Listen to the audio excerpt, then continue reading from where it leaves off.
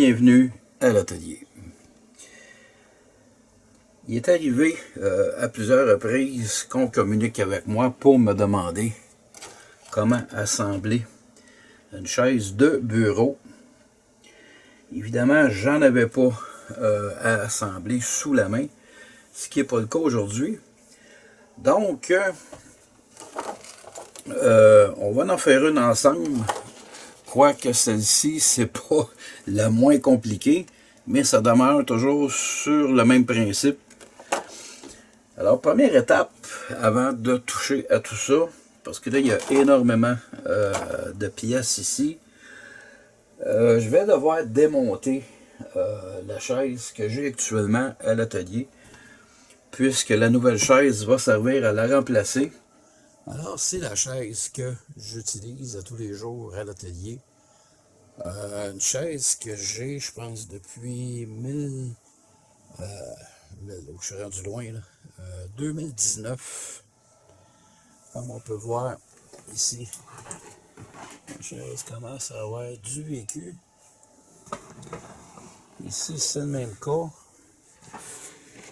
Ce que j'aimais, c'est que les poignées se levaient. J'ai eu un souci avec la chaise l'an passé. C'est une roulette qui a brisé. Et par sécurité, donc j'ai 2-3 gros bacs de plastique où je conserve certains éléments de remplacement. Et dans ce cas-ci, ça a été utile. Donc une roulette qui a brisé, que j'ai pu remplacer à l'aide des pièces que j'avais emmagasinées. Et de ce que j'ai pu voir avec les nouvelles roulettes, ce sont des roulettes identiques. Fait que je vais en conserver au moins 2. Alors, je viens de terminer le démontage de la chaise que je vous ai montré. Et comme je le pensais, ici on a une roulette pour la nouvelle chaise, donc une roulette qui est neuve. Et une roulette complètement identique de l'ancienne chaise. Si on regarde ici les pointes, c'est identique. Bon, mais c'est pas comme ça là, sur tous les modèles de chaises. Il y en a où ça va être plus petit, ça va être peut-être plus gros, plus long, plus court. Donc ici c'est un coup de chance. Alors je vais conserver quelques roulettes là, dans mon bac. Question de sécurité. Donc si jamais je brise une roulette, j'en aurai en remplacement. Certains ont pas me dire, ben garde pas ça, t'en commanderas. Ben oui, et ça se vend pas là, à l'unité, ça se vend au paquet. Fait que si j'ai en racheté, probablement que ça va être un paquet de 4 ou un paquet de 5.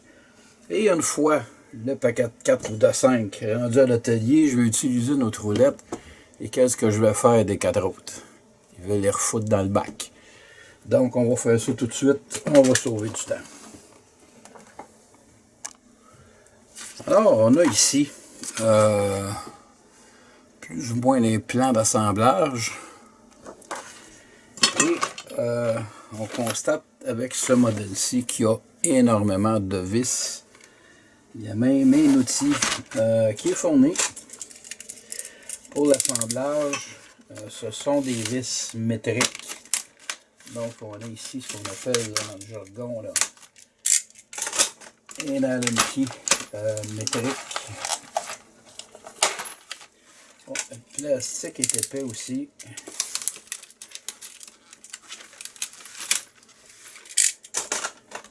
Je vais sortir ça de là. Bon, il n'y a pas trop d'huile, c'est bon.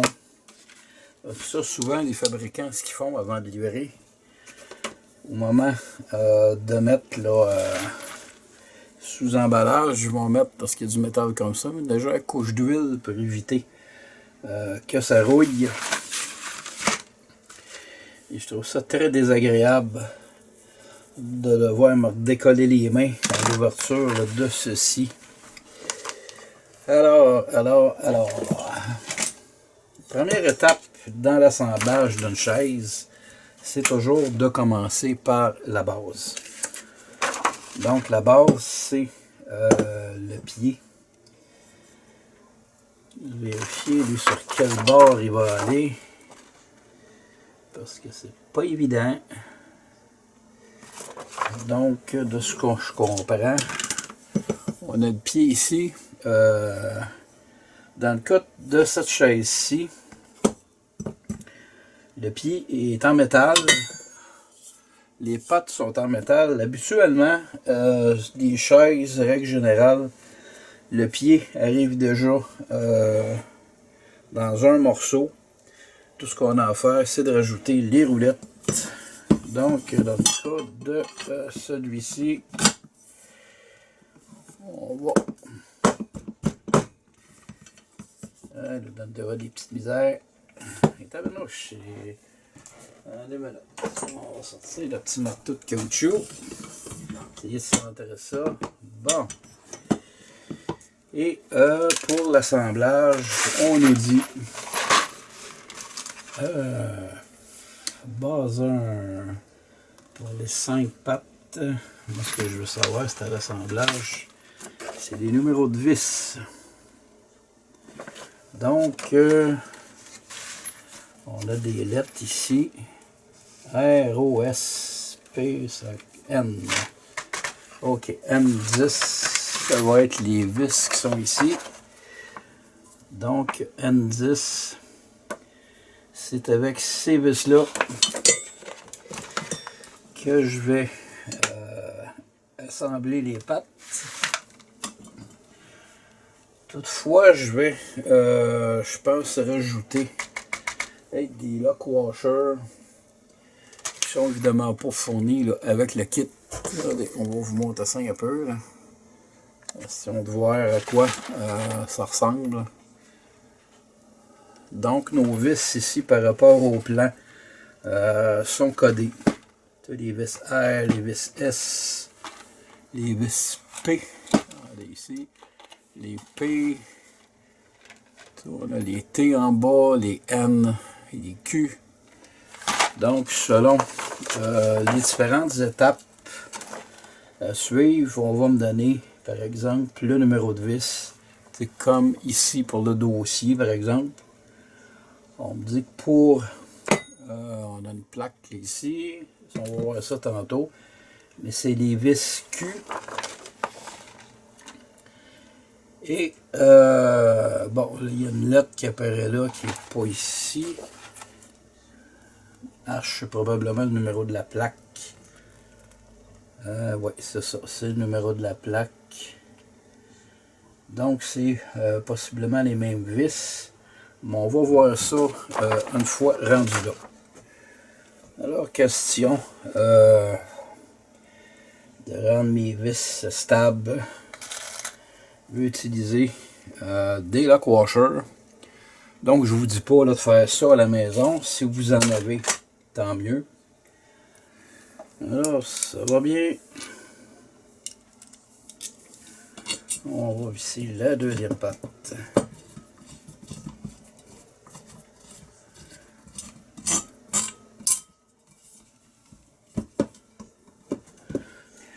La base est complétée. C'est pas évident, on va essayer de remonter, de reculer un peu. Ensuite, on va placer les roulettes.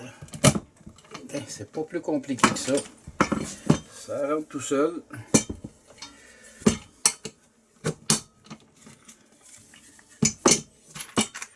Donc c'est pas après bien que je monte non plus.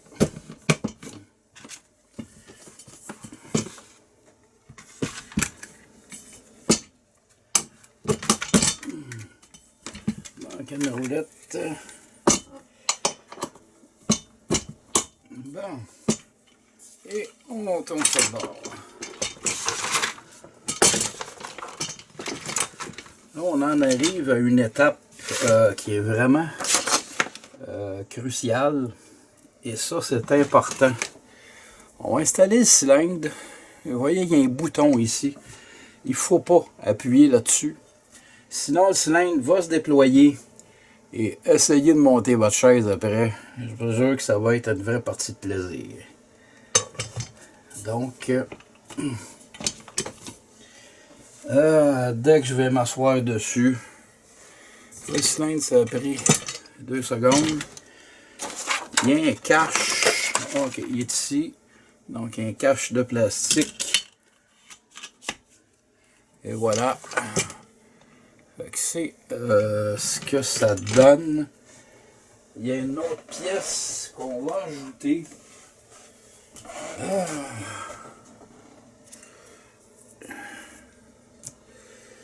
Qui est la partie qui va tenir le siège.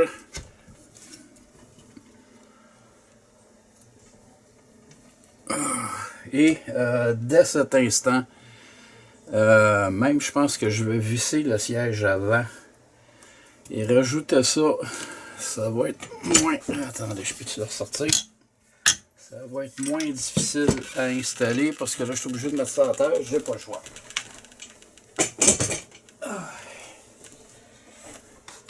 Alors, on va dégager la table. Donc, c'est pas une table là, qui est conçue pour faire de l'assemblage comme ça. Alors, je viens de mettre le banc sur ma table. Il est quand même très large. J'ai l'impression que c'est un banc de voiture. Donc, évidemment, on constate ici que les trous sont plus petits qu'à l'avant. On va virer ça de côté. Et voilà.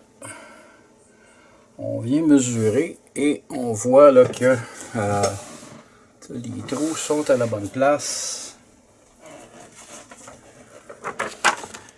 Si on se réfère à notre plan.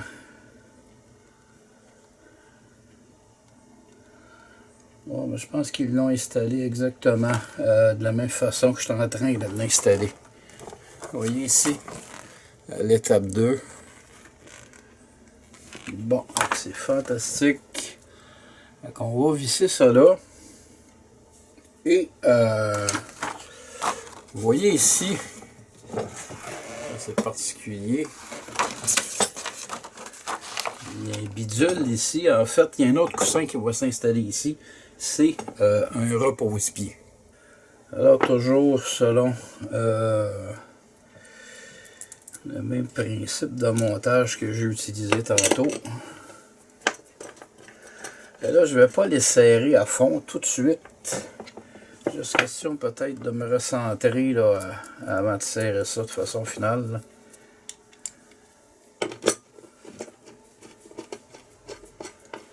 On va juste accoter nos vis. On va ramener ça ici.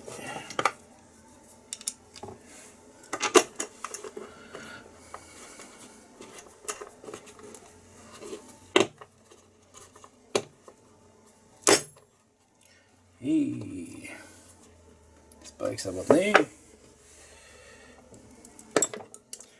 Ça, parfois, c'est des petites surprises. Bon, on vient de perdre. Bon, on va l'avancer. C'est du montage, là, la fabrication, là, à la chaîne.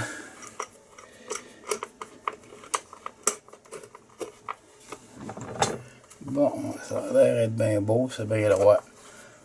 On serre ça.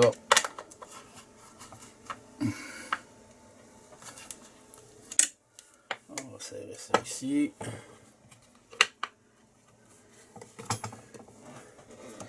Pas trop quand même, parce que les attaches, c'est pas hyper solide là-dedans. Bon. Donc, notre base ici est faite. Option 3. Ou étape 3 si vous voulez. On a un coussin ici. De ce que. Ok, c'est ça ici qui veille d'abord. Parce que lui va rentrer en dessous.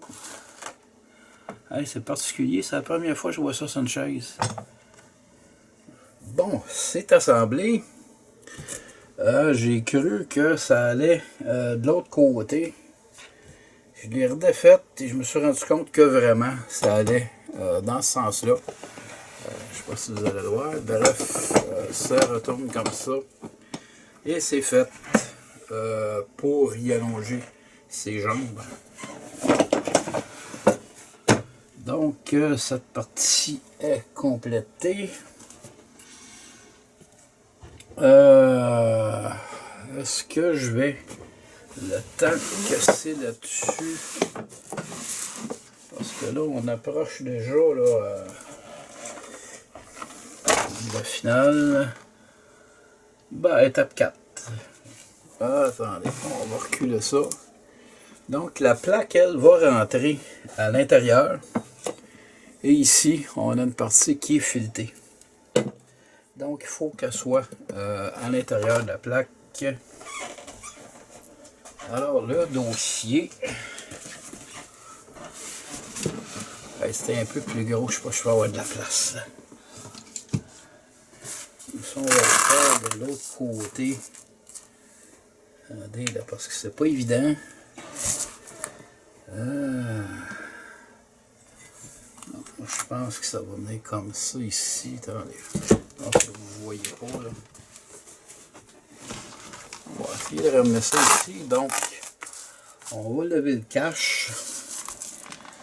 Et d'après moi, la plaque, ça va aller comme ceci. À la limite, si je me suis trompé, on la replacera. Alors, je vais faire l'installation de la plaque. Alors, j'ai vissé le dossier au siège. Donc, 4 vis. J'ai en même temps posé les bras.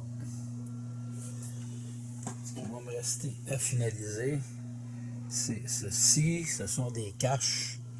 En fait, je peux le rentrer directement à pression. Donc, j'ai un petit marteau en caoutchouc. Je vais les rentrer avec le petit marteau. Et le clou de la journée. Attendez, on va essayer de reculer ça. Donc, on a notre chaise ici au complet.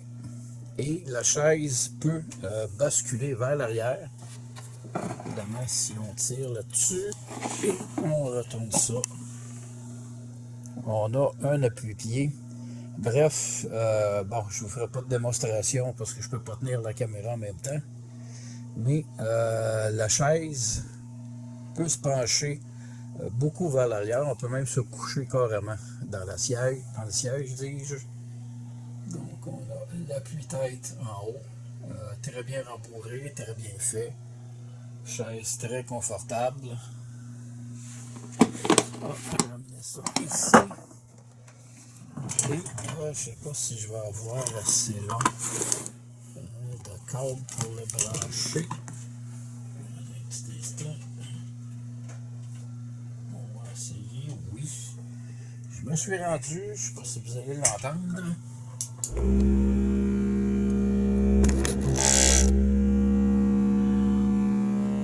On a même le coussin vibreur pour le petit massage dans le bas du dos. Fantastique. Alors, ceci conclut ma vidéo sur l'assemblage de ce type de chaise-là, une chaise de bureau. Dans le cas de celle-ci, c'est une chaise de gamer, mais bon, c'était plus confortable que les sièges standards que j'ai vus. Alors, j'espère que vous avez aimé la vidéo. Sur ce, je vous dis merci et à la prochaine.